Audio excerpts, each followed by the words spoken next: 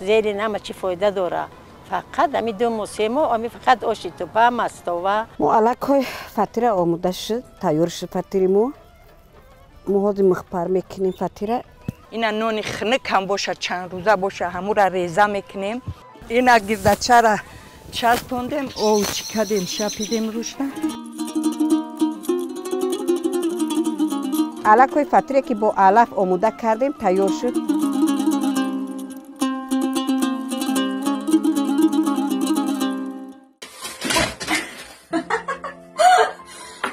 وقتی در شرکت فابریلی کار میکنی انا میخواد طور سر پول میریزه با شرطی که مهنت کنی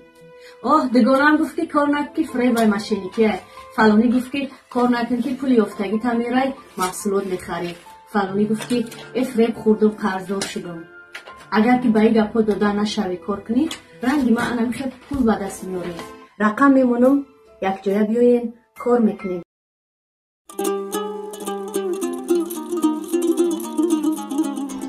انا خمیری رانی چپاتی رانی امی خیلی رفیده کلون قدی انا می خیلی دور میزنونیم انا می خیلی نمی تکده که همش اینا یک بیوید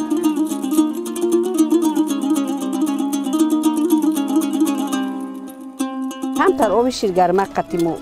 فطیره میشوریم مادی نمک میده کرده بعد ارده یک جایه میکنیم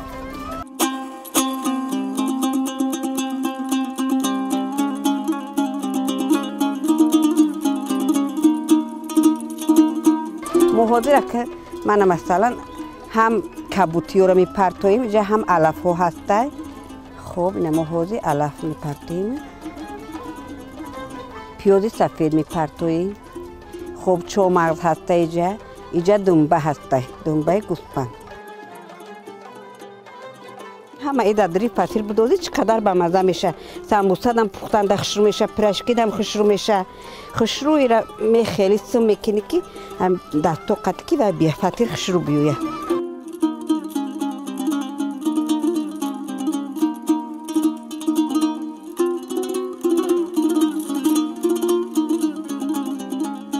ایره زباله میکنه میخی برای پختن تیار میشه اینا شیرجوشی دیگ در شیر میریزیم موافق همون شیر اینا نون خنک هم باشه چند روزه باشه همو را ریزه میکنیم علوش کن میمونیم همو میجوشه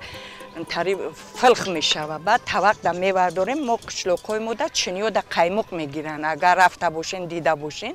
بعد همو قیمقه بالای همو نونی که رنگ قروتا وری توب کدگی میمونیم بعد مسکر او میکنیم روی همو دم میریزیم این میشه شیرجوشی انا با یک نمودی تمام دیگهش اینا روغن جوشی میگن او را به جای شیر دوغ میریزیم انا او را هم خیلی میکنیم نه که او دا قیمق نمیمونیم او دا پیاز ریزه میکنیم بلوش نمیمونیم روغن یا مسکر او میکنیم میریزیم انا دوغ روغن میکنیم انا دوغ روغن زیلینا میچکیم چی را کبوتی را میچکیم اینا پیاز خیلی شیرینه انا بعد دوغ خیش میشکنیم امو دا فطیر اردمول میکنیم وقتی خمیر که روز کردیم ای تای خمیر یک زبولش میمونیم امو را ارد میدوزیم سخت میکنیم امو را فطیر اردمول میگن انا امو را بعد ریزه میکنیم بعد ای بولوش با پیاز میمونیم رنگ قروتو اک قروتو قروتی کفزگی ای دوغ بعد ای بولوش با روغن زرد میریزیم ریوج میکنیم با روغن زرد قطی با روغن گوسفند قطی در وقتی زمستون که برای همه خنکی نزنم مثل گودکورای نخواهی و دمای کار میکده گیرم خیلی دوری ما خیلی فقط ما اوقاتای نم خیلی تاجیکی میخوردیم خیلی ندیده بودیم اینا خیلی که حاضر هسته میخورن نه ششلیک نمیدونستیم نه ششلیک نه مروژنیک نه کلبسه نه هیچی را نمیدونستیم فقط هم اوقاتای تاجیکی را میدیدیم کوچی را در دیگ این مثل او میریزی نمی یک 4 چینی 5 چینی وابسته ما نمکش رنگی نمک خمیر وری شیرین خشرو میکنی و بعد اوشا میگیری بعد ارد میدوزی بعد این خیلی چوهوی که اوتله تنگ میکنی کو ما غلطک میگیم انا موقتی بعد مشوریم که امو اوموچک نیویا انامورا بعد پهریز دادن میگیریم امو اوی که گرفتیم امو دیگ امورا بعد اوست میریزیم امورا میشکنیم 3 بار پهریزش میتیم که امی کلوله نزنه گفته خیلی بعد یک سر که جوشید تیار میشود بعد طبق در تنک میکنیم خیلی طبقای چوبیده و یا خیلودم با شیر میخوره یا خیلودم با مسکه میخوره کسی را خیلی بفوره بعد میگیرم میخوره فطیر را شوریدن شما با چشم میختون دیدین که چی در کار بود پیاز زیلین همه چی را انداخت در شکر در فطیر شورید اوجا دمون که فطیر دم بخوره ملایم شوه خودش بگیره در اوجا دیگه دختران دیدن در علو میمونن میبرن یک تا میبندن با یک کسی دیگه این خیلی میشیند پیاز و گشنی چی این را تیار میکنند در هر بهار ما آش توپا میکنیم ما مثال همه چیزای تاجیکی را میکنیم هر سال همین کارمون است 2 ماه 3 ماه همین دوام میده 1 روز پس 2 روز پس زنکا تشکیل میکنن اینجا میشینیم این نون و آبی پیشینه پدر کمپیرای مادرمون روزی که ما به عقل شدیم مادرمون فقط نصیحت میکردن فقط میگفتن که یاد بگیرین برای هر زن هنر کم نیست باید وای زنک باید اول نان و آب بدونه برای که زن ای همه چیزش همین بهترینش نان و آب خیلی حاضر ما همین نبیره داریم هر شنبه یک شنبه میان تو همون بچه ها میان آچه نانی تاجیکی نیست نانی دیدانی نیست میگیم مایل شو نان دیدانی میگیریم مثال نبیره در اینی که خودمون میخوریم با اینجا در یک معرکه من شوه همه این طرف ده کلچه میپزن این طرف ده ارزق میپزن اون طرف ده برای توی دور یاردم شوه گفته جمع میشنیم خیلی وزیره باری همه زنکا مثال تا او توی وای تموم شدن وای زنک ده همسایه ده یاردم میتین این رسمی باباگی ما هیچ وقت فراموش نمیکنیم همه وقت خیلی وای میکنیم تشکیل داریم تشکیل کردیستیم بچه هم خورده میرم روز شنبه یک شنبه اوچه یا شکراب که یا اشتوپه امی دوتا یتشه کن و مثال ما یکم دوتا فطیر میکنیم یا می دختران هم بچه‌سی باشن میبندن میتین خیلی ما فطیر ده میبریم بعد بچه ها بگه همشون خونه ده میان یک کاروشون میکنیم میغوجیم با روغن زغیر وای میکنن بالاش ده میریزن شکراب با روغن زغیر به مزه تره میشه که میخوریم اوقات ملی تاجیکی خودمون ای همه چی بگمونو بهترین چیزه در همه جا معلومه که بهترین چیزه باباش سفیدی من مدل میخورد سیالاف نمیخورد سیالاف خنک گفته مدل گرم بده با برگاش پم است اگر دیدگی باشه انا وای هم رنگ همی سیالاف تیار میکنن و تازه کرد میاریم تازه میکنیم میشویم مثال آب میدوزیم آب جوشید و میدوزیم نمک همش میدوزن یک جوش اومد 2 جوش اومد میپزه میفهمی که پخته به مزش ده بعد چکه قطی میخورن پتیری پیازی میکردن خیلی ویا ای خیلی روغن وی علفی خیلی حاضر علفی به نزدیکی تری کرده سیان خیلی با یک خیلی آدم ده میفوره به مزه های می علفی هم با این با سیالاف میگن حاضر با سیالاف برن سیالاف قطی نبود ایرا نو کرده سیان که سیالاف میدوزن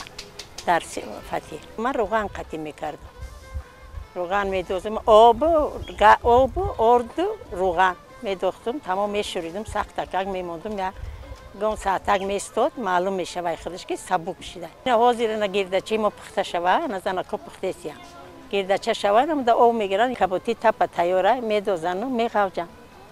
هیچ ایدن روغن پاغن هیچی در کار نیست زیرا خالی آب و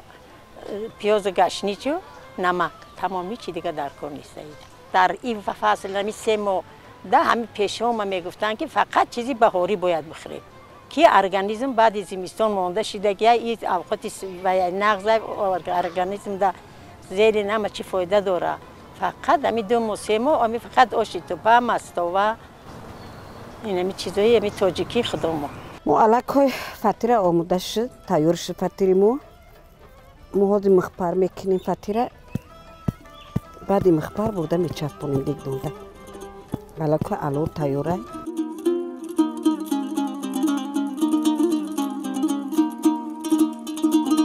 اگر مخبر کم بیه گل دادنش ممکنه فطیر رو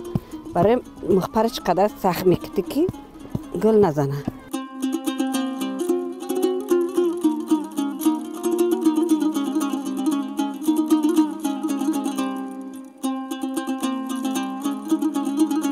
پوشه قطی و میکنه که کم تروغن دوره وای دوره دگدون دا نچسبه.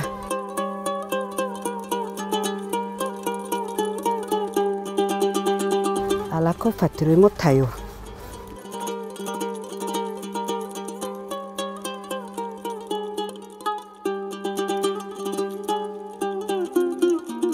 این گردچه را چسبوندیم او چکدیم شپیدیم روش.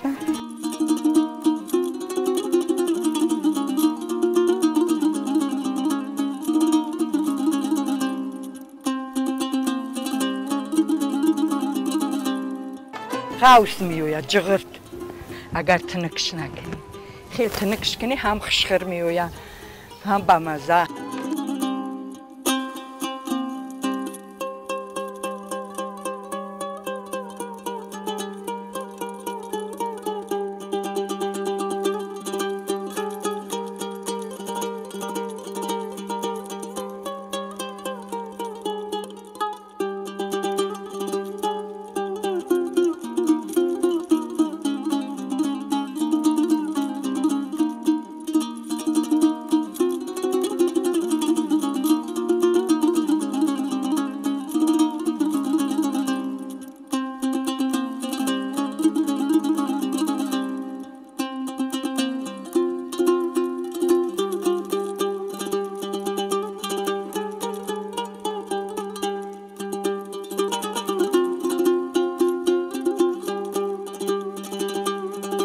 علاکوی فتره که با علف آموده کردیم تیار شد، کلچه تیار شد، گردچه تیار شد. ما خود گردچه را تیز کوب کرده همه کسا درگیر طبق شدن ها میخوریم.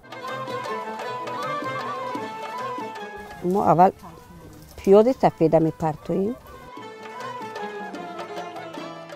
خودیم قد تیار میکنیم برای که مزه پیاز میبروه. این نمک خوده چقدر به مزه میشده تیار شده گشته.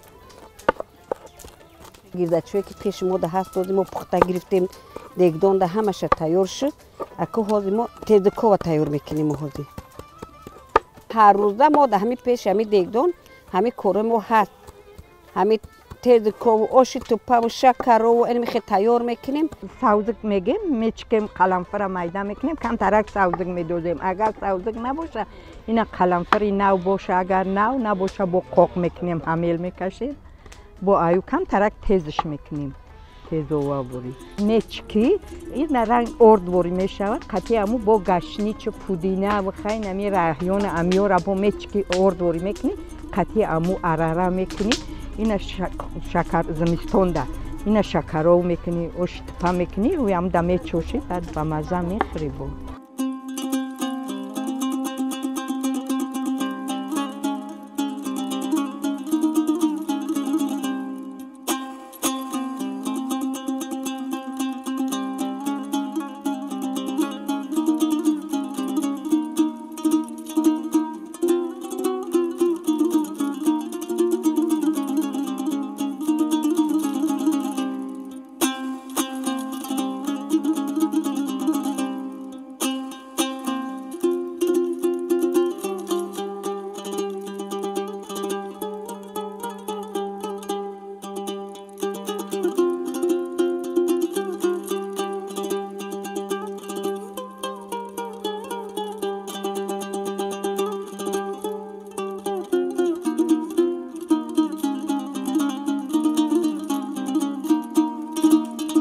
من گردچه‌ی ما تیار شدن، تیز کوب ما تیار شدن. خود همه زنها میشنیم تیز کوب یه جای میخوریم.